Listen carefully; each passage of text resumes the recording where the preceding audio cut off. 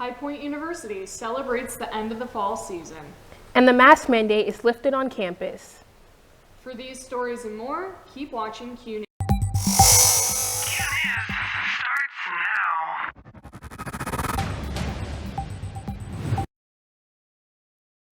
Good evening and welcome to Q News. I'm Deandra Williams. And I'm Reese Allen. Before we left for Thanksgiving break, I had the opportunity to check out the latest event on campus. Take a look. Students at High Point University gather to celebrate. On Friday, November 19th, HPU held a fall festival ran by the campus activities team. The event was fun-filled with rides, games, a mechanical bull, a cartoon portrait artist, and even custom street sign making. We spoke with HPU Campus Activities Marketing Committee Chair Ryan Polidoro to learn more. In order to make it like a real festival, rather than just having our table set up and some carnival rides and food, we decided to line the street of Founders with all the different tables, and we offered clubs and organizations the opportunity to set up a table if they reposted our post on Instagram. That was the trade-off, but it gave them an opportunity to come up and set up a table with all of their marketing materials and share what their club and organization does for the student body. The Fall Festival was more than just coming together, but was also a way for clubs to network and interact with students across campus who might want to join. Grayson Rachels, a senior at HPU, gave us insight to the impact that this opportunity gave to clubs. I'm here tonight with my service fraternity, Alpha Phi Omega. We're hoping to take this opportunity to advertise to some of the younger students at High Point and get them thinking about like our rush dates in the spring. At the end of the semester, we can all get really caught up with studying for exams and finishing whatever other responsibilities we have. And so this is just a great chance to get our name out there to the rest of the student body. To stay updated on more events happening at the end of the semester, make sure you're following HPU Campus Activities on Instagram. I'm Reese Allen, reporting for Q News. When we return from winter break, Campus Activities has even more in store. Guilford County no longer has a mask mandate, and High Point University students are having no problem adjusting to the move. Many HPU students have been waiting for this very moment for a long time. Since March of 2020, HPU students and students across the world have been in masks, so when the mandate was lifted, students were noticeably excited. Specifically in the Slane Student Center, many people can be seen choosing to not wear their masks, and when asked how they felt about the mandate being lifted, many students' response was that it feels good to return to a sense of normalcy again. Speaking of new things on campus, High Point University is starting a new tradition for basketball games on campus. The university owns 10 tailgate tents that student organizations can use before every basketball game. The tents work on a first-come, first-served basis, and the tailgate is a fun time for the university to come together and celebrate their Panther pride before the game. If you're interested in reserving a tent, you can sign up through an email sent by Campus Concierge. Backed by popular demand, the HPU brought back the ice skating rink for a second year and said it will now be permanent winter addition to campus. Riley Mannion has more on this story.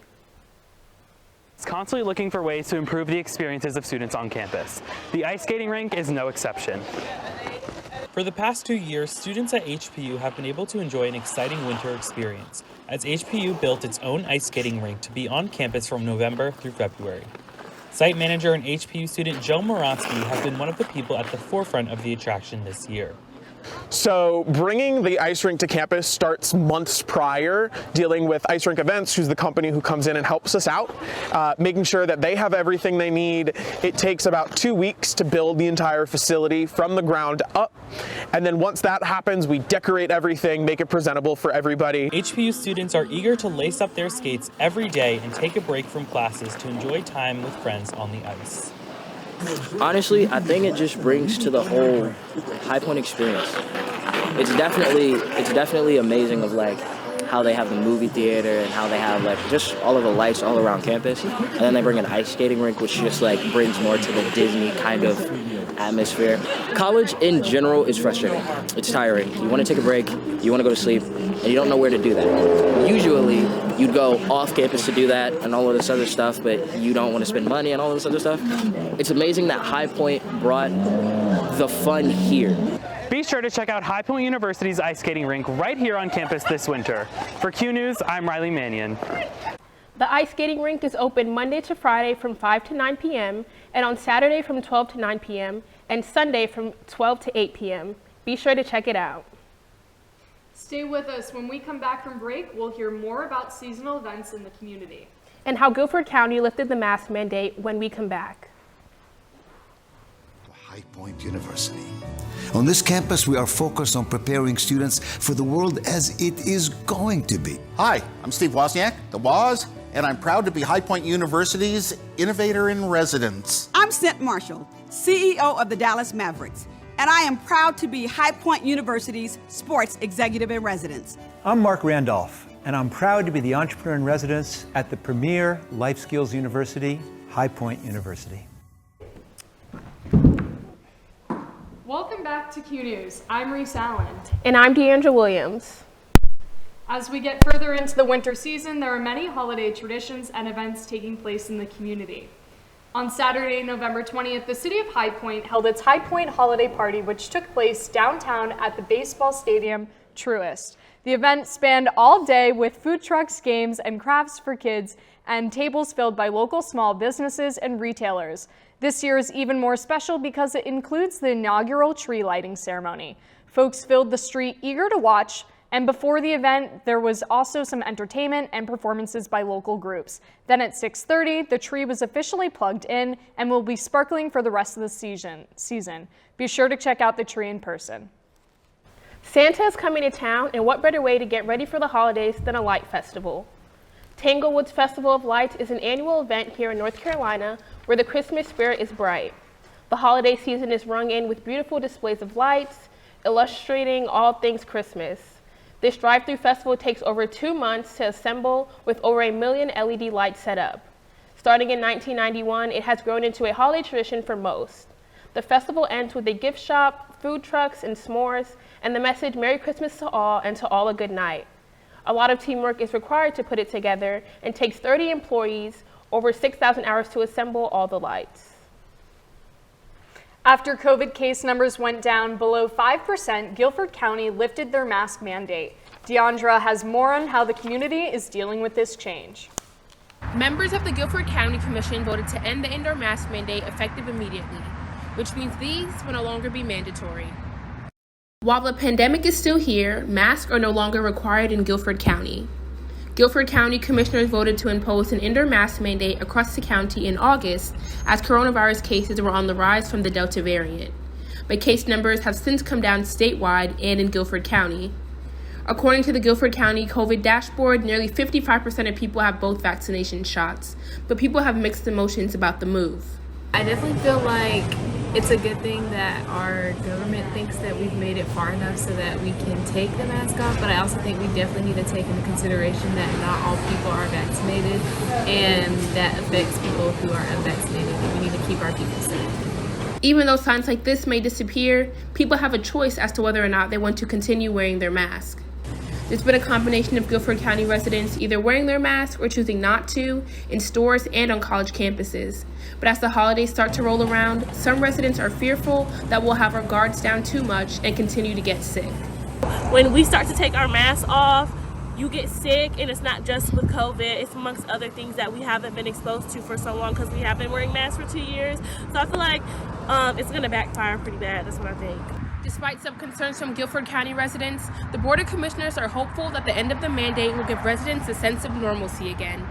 Reporting for Q News, I'm Deandra Williams.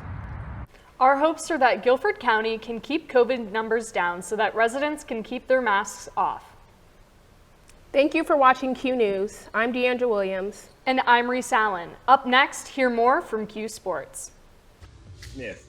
I can party with people as long as they don't have symptoms. That myth is false. As we've seen, up to 40% of people who have COVID-19 are asymptomatic and can pass it on to others. So I'd recommend avoiding any social parties, especially indoor ones.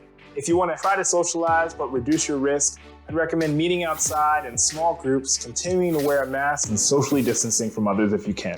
Then together, we can keep COVID-19 out of school. For ways to keep your community safe, go to backtoschooltogether.com.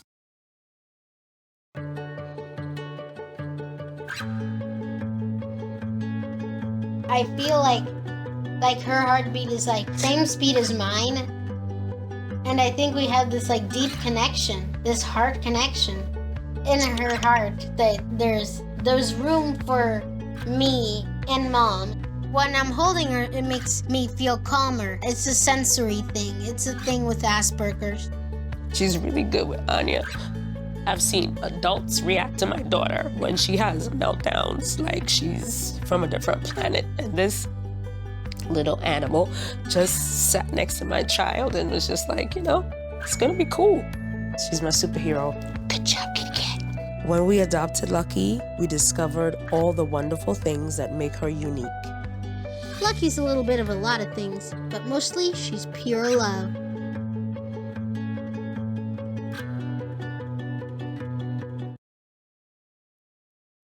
School is a lot different right now. Some days kids are learning at home with their parents' help and... Some days Elmo goes to school. To stay healthy, Elmo wears his mask and stays apart from his friends. That's right. It may be challenging, but remember, when things get tough, to take a slow, deep breath. We are all in this together. Yeah. Come on, Daddy. It's time for school at home. Caring for each other because we are all in this together. From the Needle, Quebec. School is a lot different right now. Some days kids are learning at home with their parents' help and... Some days Elmo goes to school. To stay healthy, Elmo wears his mask and stays apart from his friends. That's right. It may be challenging, but remember, when things get tough, to take a slow, deep breath. We are all in this together. Yeah. Come on, Daddy. It's time for school at home. Caring for each other because we are all in this together.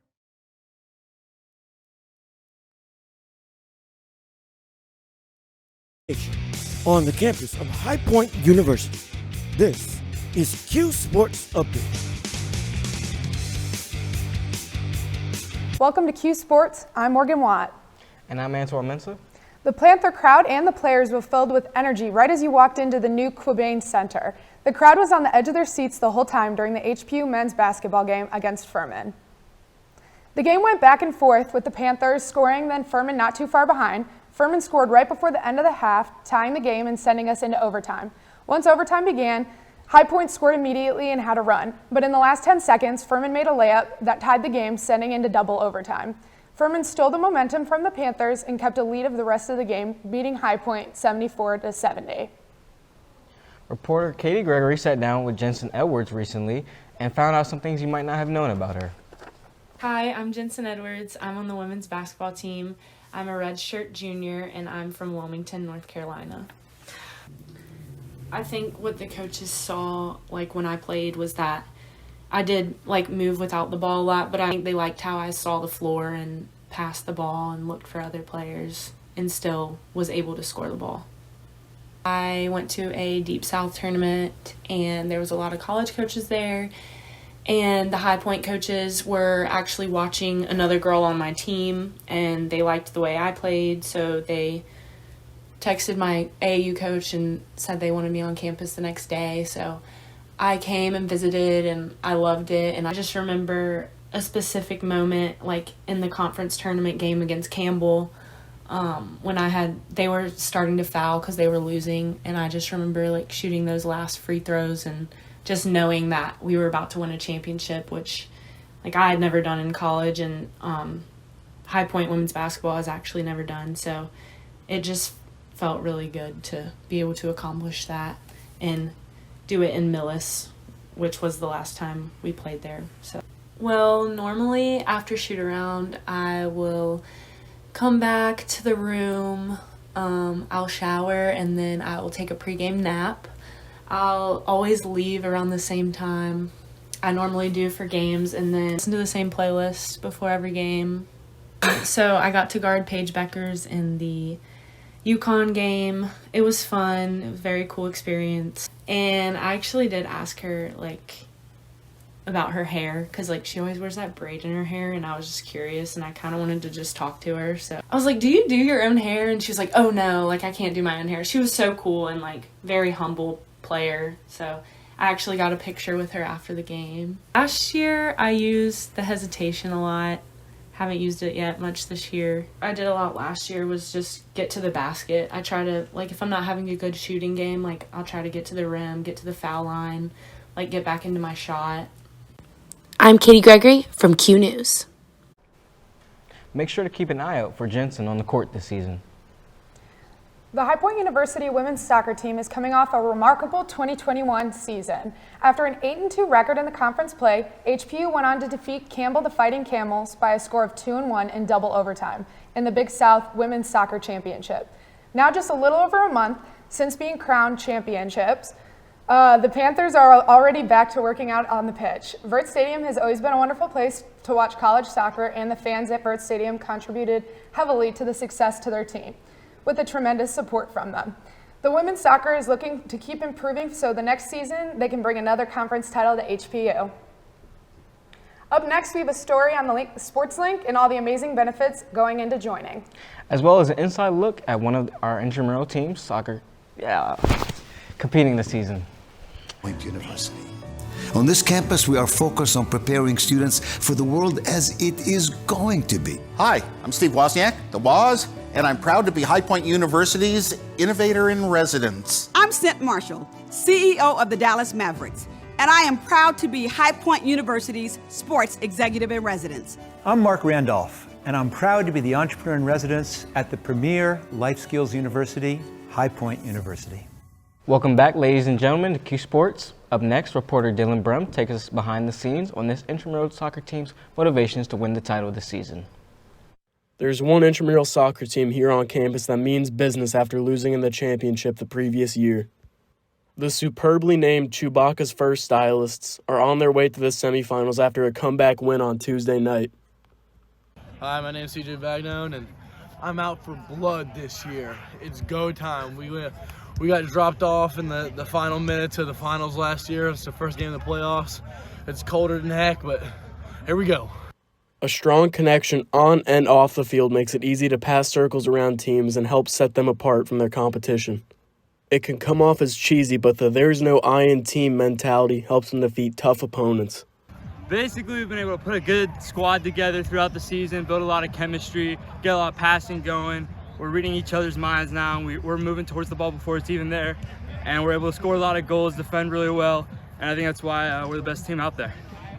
A roster of people who grew up playing soccer and a little off-season training may just turn out to be the perfect formula for a championship. The Chewbacca's First Stylist season ended as they came up just short in the semifinals to the Little Dunks, finishing with a 5-2 record. A slow start plagued the High Point women's basketball team against Liberty University. Jensen Edwards finds an open lane to the hoop for the layup, and she has a high of 6 rebounds. Jaden Wrightsville leads HPU to a victory of up 16 points. All the new starters for the women's team played in this ruthless game and landed the Panthers a score of 47-70. The next game is against Kinks tonight. The High Point Sports Link Club is an awesome way to gain hands-on experience in the world of sports, and Wendell Epps has more on that story. University sporting events are streamed live on a consistent basis, but that would not be possible without the help from one special club, and that club is HPU Sports Link. Broadcasts are ran at Vert Stadium, the Miller Center, and the recently created Cobain Center. New members of Sports Link, like freshman Cameron Christie, have been extremely grateful for the opportunities to gain early experiences of what it's like to work in the sports media industry. I've told several of my friends back home, and they're like, what the heck are you doing? You're doing all this, and you're doing this in your first year. All of the action of the productions at Vert Stadium takes place in one room, and that room is the Media Suite. The Media Suite features a series of control room equipment in addition to a full-size broadcast booth that provides members with a professional setup to help stream live Division I sporting events. SportsLink recently created a statistician role this past November and are in the process of bringing sideline reporting to the club in 2022. SportsLink member Olivia Fonville is extremely excited for sideline reporting to finally make its debut. I am so excited. I can't even put it into words. This is the reason I joined SportsLink, was because of sideline reporting and the possibility of bringing it to this club And so I'm very excited to begin. You can catch HBU Sports Link Productions on ESPN Plus whenever a High Point University sports team is hosting a home game. Reporting for Q News, I'm Wendell Epps. Y'all for Q Sports, I'm Morgan Watt. And I'm Antoine Mensah. Good night, everybody.